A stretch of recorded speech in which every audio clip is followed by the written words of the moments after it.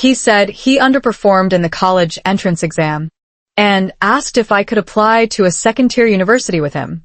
I was about to agree when bullet comments flashed before my eyes. LOL, the male lead didn't underperform. He overperformed with 650 points.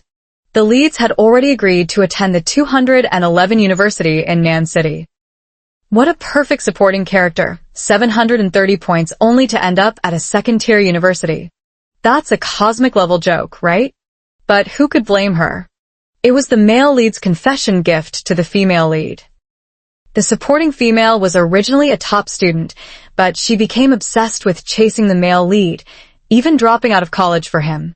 This life of hers is pretty much ruined. I froze. 1. Seeing my silence, my childhood friend Anthony snatched the mouse from my hand, ready to fill out my college application for me. I asked him, "How come I heard you scored 650, not 450? Anthony looked flustered. He averted his gaze and raised his voice.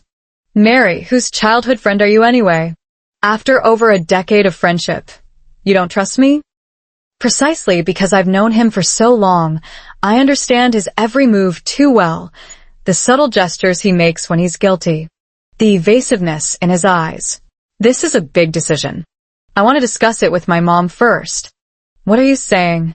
Have you forgotten we promised to go to the same university? How can you go back on your word? Do you even want to be with me or not? His voice softened. "Mary, you won't adapt to college life without me. Don't be stubborn, listen to me. Let me fill this out for you, okay?" Before I could react, he quickly tapped a few times on the screen and selected that second-tier college in Beijing for me. Then I picked up my phone and took a photo of the screen. Still, I spoke up. "Anthony, I don't want to go to that school anymore." Anthony's phone suddenly rang. He glanced at it, immediately curling the corners of his lips as his fingers swiftly tapped across the screen. Only after replying did he seem to remember something, asking me, "Mary, I have something urgent to attend to right now and need to leave. What were you saying earlier?" Watching his eagerness to leave, I forced a bitter smile and muttered, "It's nothing," before the words even fully left my mouth. He had already dashed out.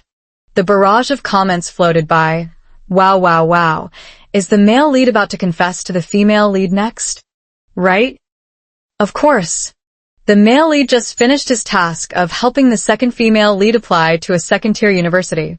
He just took a photo to send to the female lead, and now he's off to claim his reward. But the female lead insisted the second female lead must be present too. She's such a jealous type, worried the male lead might still have feelings for her. The female lead is so adorable. Coincidentally, my phone vibrated. "Mary, there's a class reunion today. You'll come, right? I have a surprise for you." "It's Anthony." After a moment of silence, I replied, "Okay." Clinging to my last shred of hope, I called Anthony's roommate. Anthony scored 650 this year. He said he's applying to a second-tier university in North City. "Did you know about this?" The roommate sounded surprised. "That can't be right. Anthony performed so well. He told us he was going to a 211 university in South City. Let me call and ask him right now." "No need. Maybe I misheard. I'll go ask myself." So it turned out the barrage comments were real. He had been lying to me. Through the barrage of bullet comments, I learned the entire plot. Turns out I'm the female supporting character in a campus romance novel. The male lead is Anthony. The female lead is Lena, a financially struggling student. In truth, Lena had drawn everyone's attention the moment she arrived. Because she was too beautiful, her porcelain white skin, dewy eyes, and crimson lips made her look like a delicate, pitiable little rabbit. All the boys vied to show her favor, and even some girls felt protective of her. Only Anthony said, "She's clearly a seasoned green tea bitch. You think I can't tell?" He even warned me to stay away from Lena, lest I be corrupted. But Lena liked him. Despite her financial difficulties, she would bring him breakfast every day, seize every chance to talk to him, waiting for him on the way home from school. But Anthony remained indifferent to her. He still walked to and from school with me, bought me my favorite snacks, and played around with me during breaks. All our classmates said, "Anthony likes me." But only I knew somehow Anthony had changed. He would deliberately pause, checking if Lena had caught up. He would secretly buy her nutritious meals, scolding her for not taking care of herself. I always thought it was just Anthony's kindness and pity. Only later did I realize, in corners unknown to me, his relationship with Lena had long since changed. As soon as I entered the private room, I saw Anthony waiting for me in his seat. A familiar smile graced his face, and the moment he saw me, his eyes instantly lit up. Had I not seen those barrage comments earlier, I would have thought he was planning to confess his feelings to me during this class reunion. After all, throughout our 3 years in high school, we were practically inseparable, cramming together late into the night, dreaming about the future on the school track field. Everyone assumed we'd end up together. Anthony enthusiastically pulled me to sit down, then left himself. Moments later, he walked in arm with Lena. Though I'd anticipated it, seeing this scene with my own eyes still made my heart ache bitterly. Anthony's voice was bright and unrestrained. "Sorry for the delay. I just went out to pick someone up." A few of his close male friends teased him. "Went to pick up your sister-in-law, huh?" Several classmates looked at me with puzzled expressions. Anthony didn't spare me a single glance. He snapped his fingers, and the private room suddenly plunged into darkness. A broad beam of white light shone on Anthony and Lena. Anthony produced a large bouquet of roses from nowhere, followed by a staff member entering with a violin. The melodious strains of lyrical music filled the air as Anthony knelt on one knee, pouring out his heartfelt confession. "Lena, the moment I saw you, I finally understood what true love at first sight means. Will you be my girlfriend?" Lena covered her mouth with both hands, choking back tears as she replied, "I will." My heart felt as if it had been torn open, leaving only a hollow ache behind. The classmates were chatting. I heard today's gathering was specially arranged by Anthony. He booked the highest tier package just to surprise Lena. That bouquet had a full 999 roses, rare imported Ecuadorian roses, specially air freighted in. Wow, Anthony is so devoted to Lena. This must be true love. But what about Mary? Where does she stand in all this?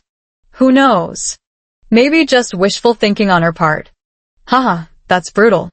Last month on my birthday, Anthony gave me a single rose and took me out for spicy hot pot. He said he's been a bit tight on cash lately and hoped I wouldn't mind his modest gesture.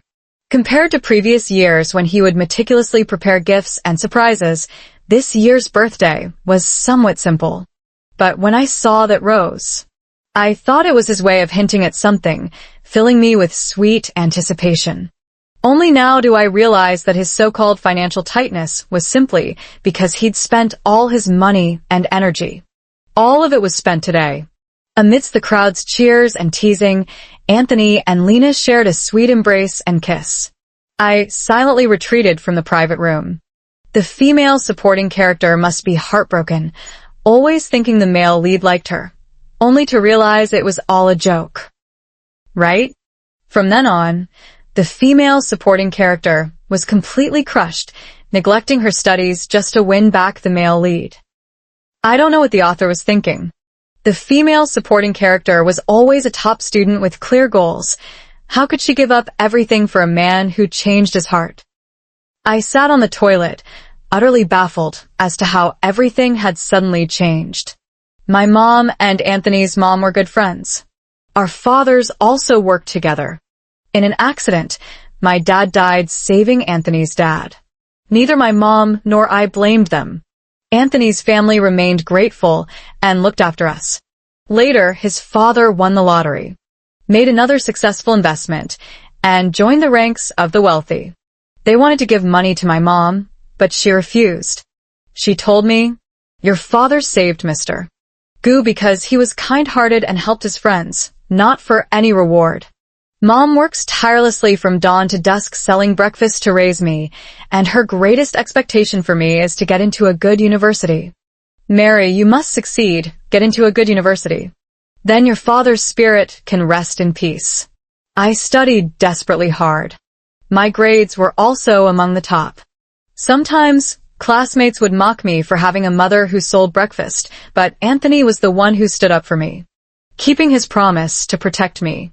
In return, I tutored him, helping his grades climb from the bottom of the class to above average. Every time I tutor him, his eyes sparkle when he looks at me, and he leans close to whisper in my ear, "Let's go to the same university, and I'll keep taking care of you, okay?" The fresh, grassy scent of youth brushes against my cheeks, and my heart pounds wildly. I can't help but wonder, does he like me too? During all those years of burying myself in studies, both Anthony and academics were equally important to me. I couldn't even tell what it was that my heart truly longed for. But the barrage comments say I'd give up my studies for him, abandon my mother's expectations. The transition here feels off. Dazed, I walked out of the restroom. Around the corner, I overheard someone asking Anthony, "Damn, Anthony, you're the man. You actually got with Lena. Weren't you and Mary supposed to go to university in the northern city together? Why did you just tell Lena you're heading south?" That was just a joke between me and Mary. She's always clinging to me. It's driving me crazy.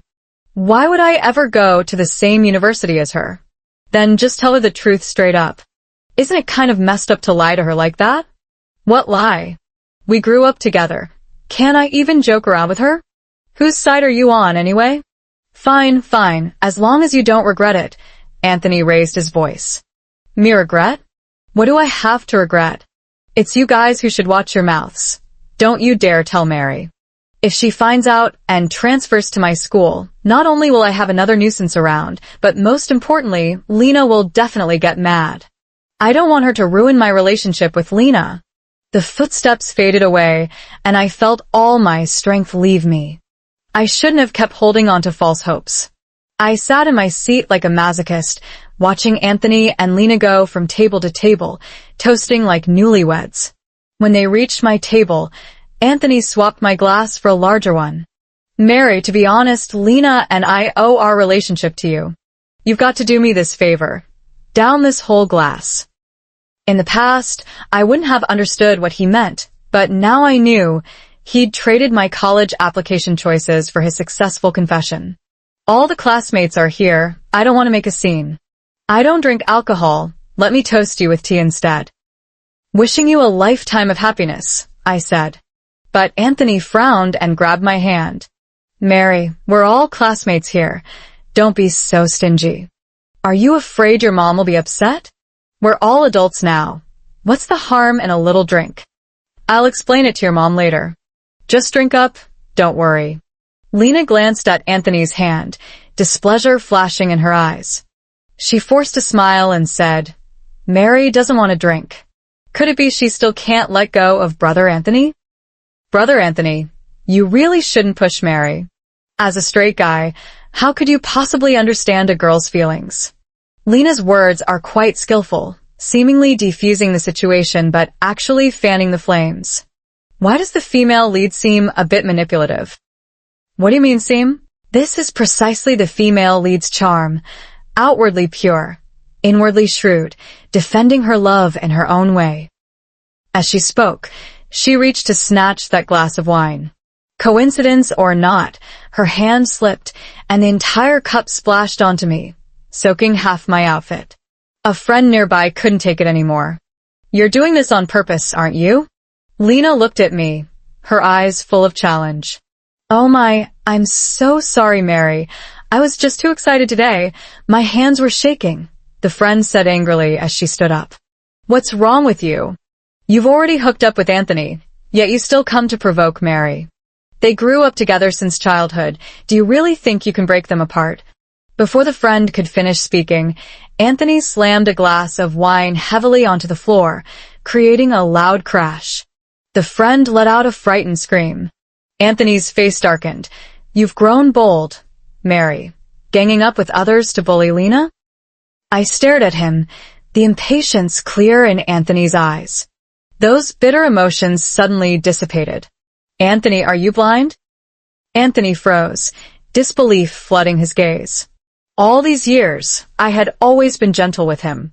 Back when he couldn't grasp math no matter how many times I explained it, even when he lost his temper, I never spoke to him in such a tone.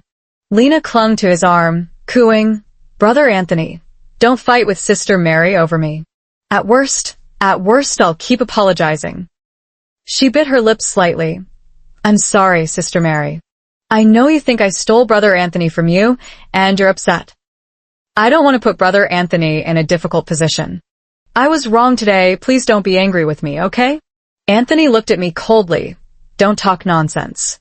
Since when have I been Mary's exclusive property?" He turned to Lena. "Those were all just jokes. The only person I've ever liked is you." After saying this, he took Lena's hand and continued walking forward. The crowd started teasing and joking, reigniting the lively atmosphere. After barely making it to the end, the next gathering was about to begin. I made an excuse about having something to do and prepared to leave. But Anthony stopped me. Pretending not to hear his call, I kept walking ahead. Yet he strode over, grabbed me firmly, and draped his coat over my shoulders.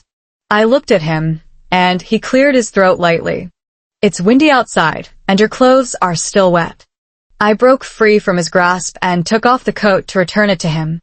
"No, I think I'll just go home." Seeing my indifferent expression, Anthony's face changed. "Mary, what's wrong with you? You weren't this petty before. You've been sulking all night. You ignored Lena when she apologized, and you didn't even touch the stir-fried pork I ordered for you, your favorite." I wanted to confront him. Why did he lie about my poor college entrance exam results? Why did he insist I apply to that second-tier university in Beijing? Did he ever really like me? But remembering how he poured his heart out to Lena tonight, his coldness and accusations toward me, I couldn't bring myself to ask. Even if I did, what would it change? He's already with Lena now. He never actually said he wanted to be with me either. Even if I was just imagining things. My gaze drifted past him, fixing on the distant lights. "I'm a little tired." Anthony's expression softened. "Really? Not because I confessed to Lena today?" He fell silent for a moment. "Regardless, you shouldn't have treated Lena like that just now. It was an accident, yet you kept harping on it. She was so upset she cried." I glared at him sharply, my words laced with venom. "What? She poured wine on me. Am I not allowed to be upset? Just because she apologized, I have to accept it?" Anthony frowned. "I told you it was an accident." He paused, then suddenly smiled. "I get it now, Mary. You're jealous, aren't you? I've always been good to you because our families are close, but I can't just stay by your side forever without finding a girlfriend. All right, don't be angry. At most, I'll bring Lena around you less often in the future." My chest heaved violently. "That's enough. I'm going home." But Anthony held on to me, refusing to let go. "There were too many people earlier, so I didn't embarrass you. Now go over and apologize to Lena. Otherwise, she'll keep feeling upset." Unable to resist his strength, I was dragged back by him. Only Lena remained in the private room. She looked at me, her eyes full of mockery. "Lena, Mary has something to say to you. She feels she went too far earlier and wants to apologize." Lena leaned against Anthony, her tone light and cheerful. "It's fine. I've figured it all out. Don't trouble Mary anymore." But Anthony wouldn't let it go. He tugged at my sleeve and whispered, "Apologize. We've already come this far." I felt a surge of heat rising within me. I shook off Anthony's hand and turned to walk straight toward the door. Behind me, I could hear Lena's tearful voice. "Is Sister Mary angry? What if she hates me now?" Anthony comforted Lena with a few words, then caught up to me. "Mary, are you going to apologize or not?" I truly didn't know what I had done wrong. Why apologize? Anthony seemed to understand something from my expression. He said to Lena, "Lena, step out for a moment. I need to talk to Mary alone." Lena seemed reluctant. Anthony hinted at something. "Go out first, be good. I'll make it up to you." Only then did Lena leave. Anthony pulled me forward. until we reached the bathroom door of the private room. I wanted to stop. Just say what you want to say directly. He yanked open the bathroom door and shoved me inside. I fell to the ground, still dazed, and I heard the sound of the door locking. I immediately stood up, rushed to the door, only to hear Anthony's casual voice. Mary, I know you've always liked me, and I know you targeted her tonight because of me. But since you've done wrong, you should be punished. Stay inside and reflect on your actions. Tonight, I'll try to comfort Lena. If she forgives you, I'll let you out. No matter how much I pounded or pleaded, he didn't waver at all. Behave yourself, or I'll have to consider keeping you locked up longer, he instructed the attendant at the door. I've booked this private room for tonight. No one else is allowed in. Lena's excited voice came through. Won't it be a problem keeping her locked in here overnight? What could possibly go wrong? She's got nerves of steel. Back in elementary school, when I got lost once, she came looking for me in the middle of a thunderstorm at night. Besides, as long as it makes you happy, none of this matters. The male lead is so doting. He's willing to do anything to make the female lead happy. The supporting female character deserves it, who told her to be so ungrateful and insist on opposing the female lead. This male lead is absolutely unhinged, who gave him the right to lock someone in a dark room. How can someone like this even be the male lead? Have you all ever seen a decent one? If you don't like it, don't watch it. It's only natural for the male lead to sacrifice for the female lead. I leaned against the door and slowly curled up in the corner. In elementary school, Anthony and I always walked to and from school together. That one time I played with another classmate a bit too long and he got angry. He gave me the cold shoulder and went home alone, never expecting to actually get lost. I felt terribly guilty and ignoring my mother's objections. We searched outside with the adults all night before finally finding him. At that time, he had fallen into a small cave and was trembling with fear. I used all my strength to pull him up. Choking back tears, he said to me, Mary, you saved me. I'll be good to you for the rest of my life. He remembered it all. So how could he have become like this? The bathroom was sealed shut, with only a tiny vent for air. My phone and bag were outside. There was no way to contact the outside world or tell the time. The bathroom light switch was also outside. Only faint light from outside filtered in. After checking my grades today, Mom was so happy on the phone, she nearly choked up with emotion. She told me to come home early tonight, promising to cook my favorite dishes to celebrate. But now, I've tried shouting for help, banging on the door, kicking it with all my might. Yet nothing works. I don't know how much time has passed, but even the faint lights and occasional footsteps have disappeared. My clothes are still damp, and in this darkness and cold, I'm terrified. What frightens me more is the thought of Mom returning home to find me missing. Frantically anxious. I felt my consciousness growing increasingly hazy. In my dazed state, I seemed to see Anthony from the past. When I first entered high school, Anthony and I weren't in the same class. Back then, my mother hadn't yet saved enough money to open a breakfast shop. So she sold snacks at the school gate. When a few classmates found out, they not only mocked me, but also locked me in the sports equipment room. Just as my desperate knocking yielded no results, and I was overwhelmed with helplessness and fear, it was Anthony who saved me. Mary, are you in there? I still remember the ferocity with which he broke open the lock, sweat beading on his forehead, yet his eyes burning like tempered steel. He pulled me behind him and, without a word, went to confront those girls. Who gave you the nerve to mock someone's parents? Mary's mother earns her living with her own hands. What nerve of yours did that offend? Locking someone up? Well, aren't you all impressive? If I ever hear another word of nonsense or see you bothering her again, every single one of you will learn why flowers are so red. Later, those girls were severely reprimanded by the teacher and even apologized in front of me. When Anthony took my hand and walked out with me, the last rays of the setting sun slanted in through the corridor window, stretching his shadow long. His palm was warm, slightly damp with sweat, yet gripping tightly. Back then, he was so dependable. But now, the one who pushed me into this cold darkness. It was him again. When the bathroom door opened, I instinctively shrank back. Anthony stood at the doorway, not entering immediately. Awake? I thought you planned to sleep in there all day. Leaning against the wall, struggling to his feet, his throat painfully dry. I already calmed Lena down last night, and she's forgiven you too. Since you're awake, go buy breakfast for me and Lena. Get it from your mom's shop. You know my usual order. He paused, as if suddenly remembering something, and added, Lena likes sweet soy milk, but don't put sugar in it. Her stomach can't handle it. Also, she doesn't eat spicy food, so no chili sauce in the egg pancake. I watched him in silence. Overnight, an impassable distance seemed to have grown between us. Seeing my silence, his brow furrowed slightly. Mary, stop acting childish. What happened yesterday is over, and Lena isn't petty. Hurry up, we're waiting.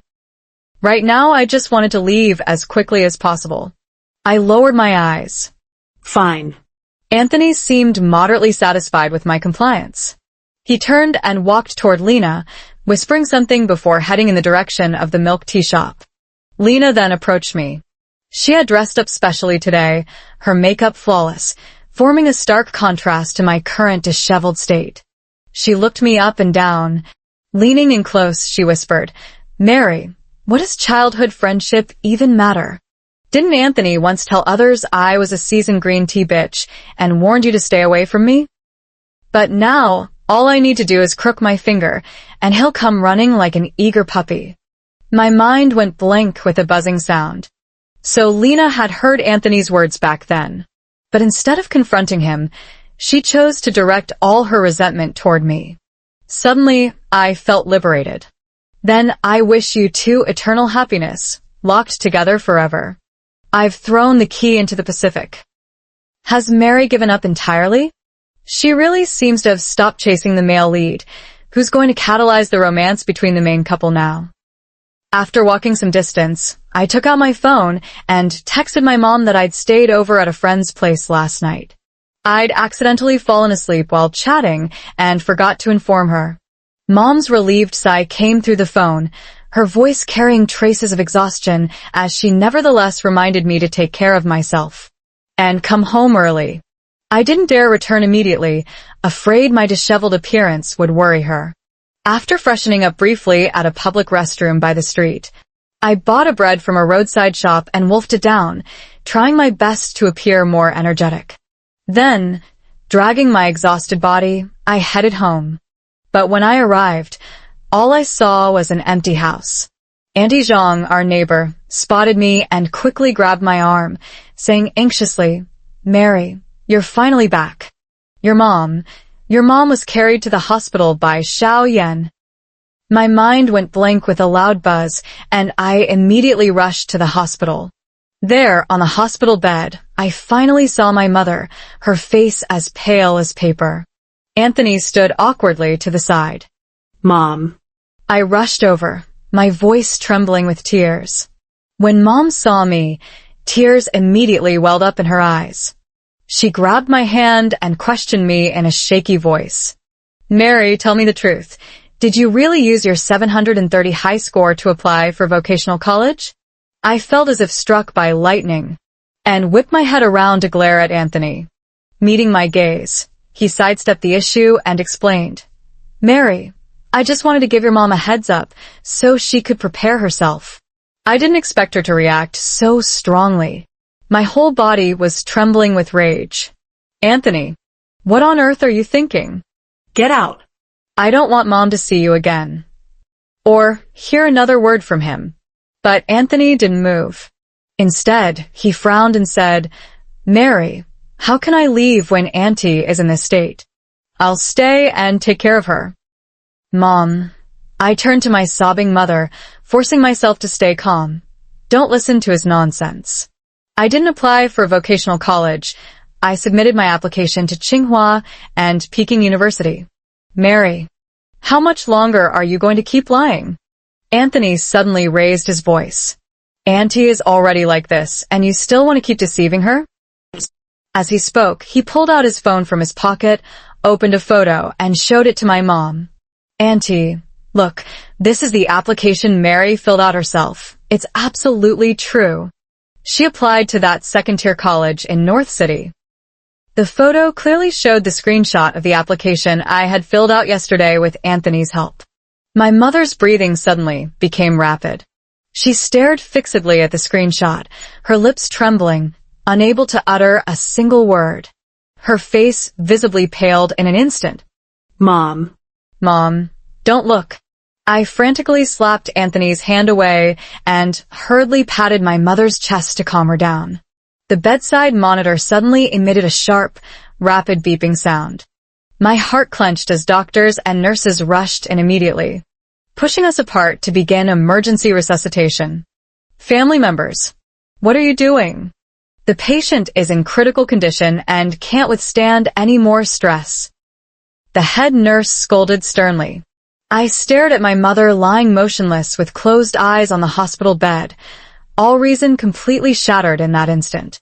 I turned around abruptly and, mustering all my strength, delivered a fierce slap across Anthony's face. His head snapped to the side from the force, a red mark quickly rising on his cheek. He was furious too. Mary, what's wrong with you? I did this for Auntie's own good. Better a short pain than a long one. Should we wait until the admission letter arrives to tell her the truth? He seemed convinced of his righteousness, his tone growing more aggressive. If you can't accept this outcome, fine. You can retake the year. I'll cover all the expenses. With your ability, you'll definitely get into that 211 university in Nanchung after a year. Then we can even be at the same school. The male lead actually wants the female supporting character to go to that school too, but he already has the female lead. What's the point of dragging her along? Which author wrote such a disgusting male lead, wanting to have his cake and eat it too? The frustration of not being able to slap him through the screen is real. So that's how it is. He provoked my mother because he wanted to force me to retake the college entrance exams this way. He knew exactly how much my mother values my academic performance and future prospects. She absolutely couldn't accept that I, a guaranteed candidate for Tsinghua or Peking University, had applied to a second-tier college. Anthony, I did apply to Tsinghua. Where I apply and whether I retake the exams is none of your business. Get out of here right now. I pointed to the end of the hallway. If anything happens to my mom, I swear I won't let you off. Anthony was probably stunned by my unprecedented outburst of fury. He gave me a deep, inscrutable look, his eyes filled with complex emotions, before finally storming off with an angry, unbelievable. Then he turned and strode away. I leaned against the wall, my legs weak with exhaustion. After what felt like an eternity, the doctor finally emerged from the emergency room. He told me that Mom was temporarily out of danger, but her condition remained highly unstable. She needed complete rest and absolutely must not be subjected to any further stress. I kept vigil outside the ward all night. It wasn't until noon the next day that Mom finally stirred awake. Clutching her cold hand in mine, I whispered to her, Mom, believe me, I really did get into Tsinghua University. A faint glimmer of light appeared in her clouded eyes. But then her expression dimmed again as she weakly asked me, Then what was that thing Xiaoyan showed me? My heart clenched, afraid of upsetting her further, so I forced a smile and explained, that was just a joke between Anthony and me. I never thought he'd take it seriously and come tell you. Mother's face showed a mix of amusement and exasperation. You child, how old are you now? Still so careless with your words. The college entrance exam results were soon announced. With a high score of 730, I became that year's provincial top scorer. The city and school jointly awarded me a scholarship of 200,000 yuan, which was undoubtedly a huge sum for our family. It also brought more smiles to my mom's face.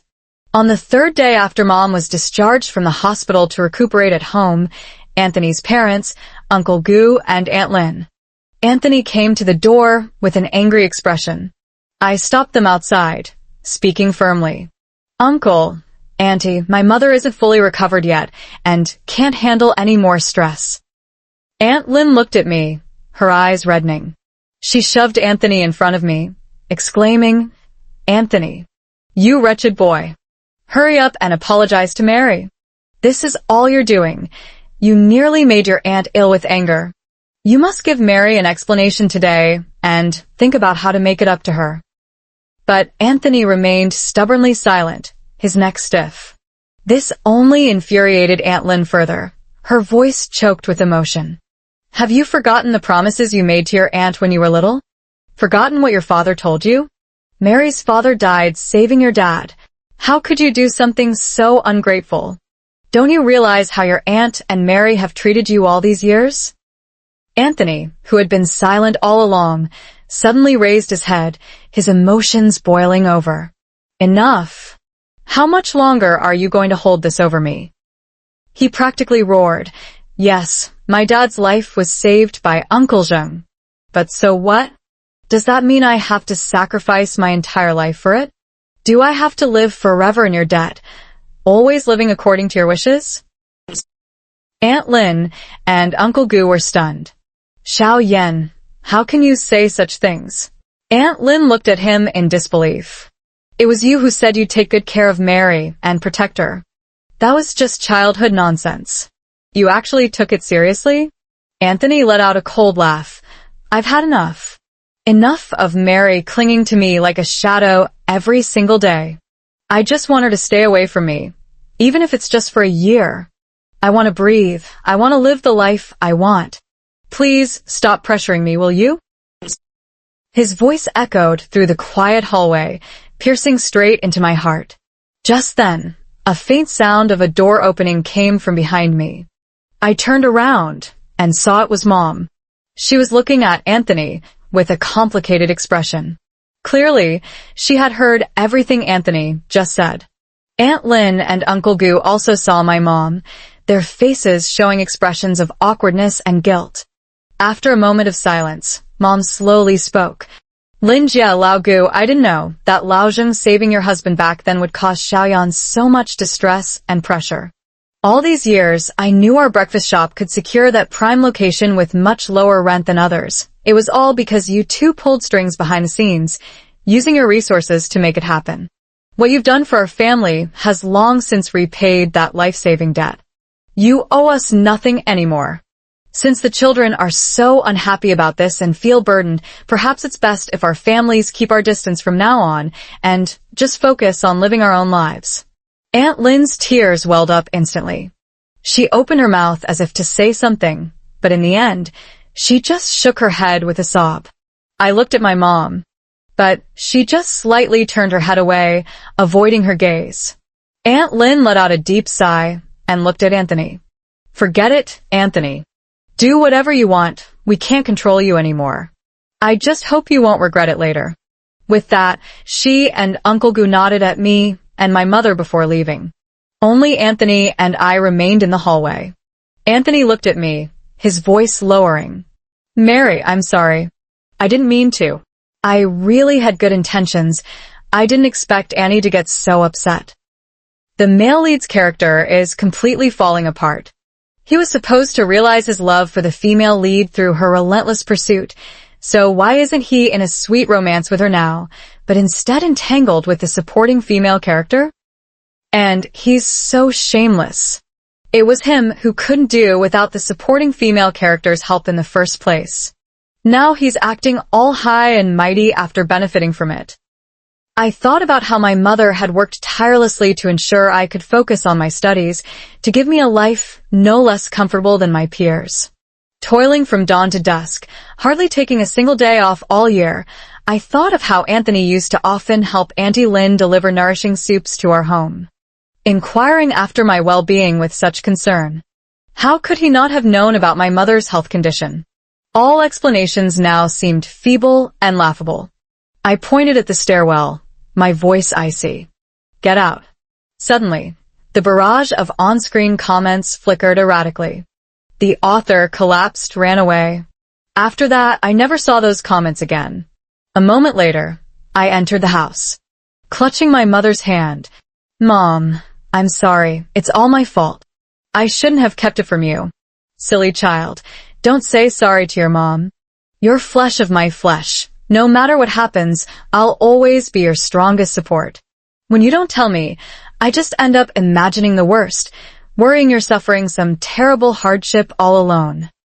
Remember, Mary, no one in this world is worth you humiliating or degrading yourself for.